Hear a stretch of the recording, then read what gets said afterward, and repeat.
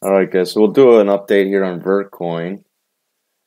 And it's already had a big run. So similar to what I was saying with GRS is if you're just now noticing Vertcoin, that's okay. But if you're just if you're stumbling upon a pair after it's already had this type of a move, you just missed it.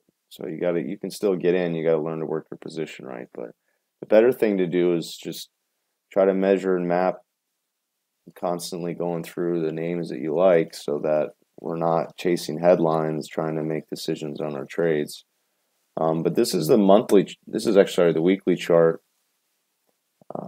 This is one of the most bullish altcoins.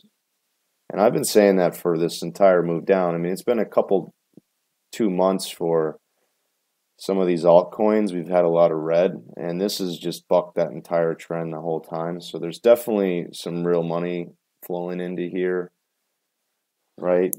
And could be for a lot of reasons, but that's worth noting. I mean, this is from a relative strength perspective. This has been one of the best performing coins, and a lot of the other altcoins have underperformed, the majors. So still like this name a lot. Still want to be involved on every pullback on the long side. I think, last time we had kind of a April, May, June rally lasted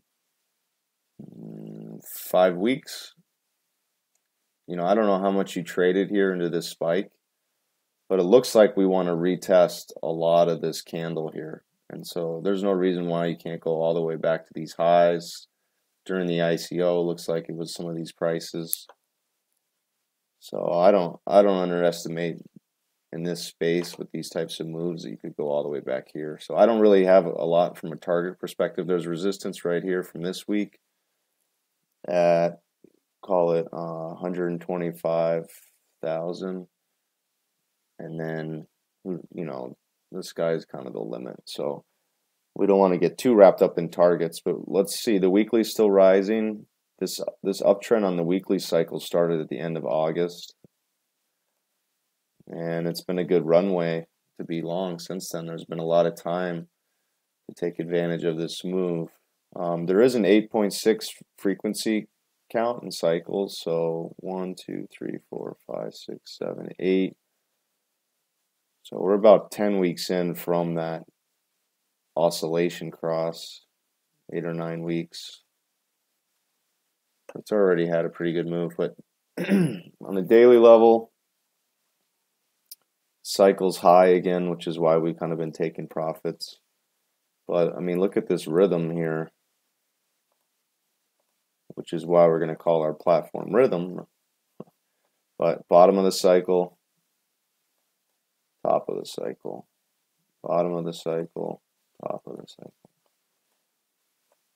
So if we're buying in here, taking profits into new highs, like I just mentioned with GRS, we want to take profits on new highs while most amateurs are chasing new highs. Buy some back, add and reduce. So there's a lot more we could be trading, guys, on shorter time frames here. But we did pick a couple good spots in here already on this one. If I show the trade history and some of our signals, we first started buying this. I think we're up 200 or 300% since here. So a couple ads, take profit high within the cycle, buy back, took some off. And then missed this dip in here and this dip, but still long. Still want to add and reduce. We'll see if we can make a new high here after a higher low. You can kind of see it on the 4-hour.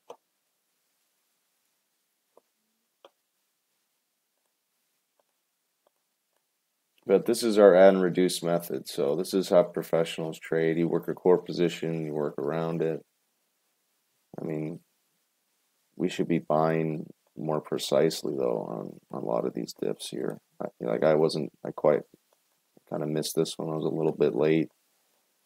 But this is a swing line setup right there. Boom. Or you could have bought into the dip on a scale, add on the swing line setup. There's another one right there with the cycle. I didn't have this one here, but pretty good take up here. We took here. We should have bought more here. So there's some room for improvement on getting a little bit more aggressive on the shorter time frames. But you know, if you bought well in this dip, you want to take some into these highs in case you double top and then price comes back down. But we're still in a nice intermediate term uptrend here. So this is the pivot low that matters, right near the bands. And then obviously we took a little bit off here into this resistance. So we can continue higher. We want to stay bullish. It's just, it makes sense to take profit into prior resistance.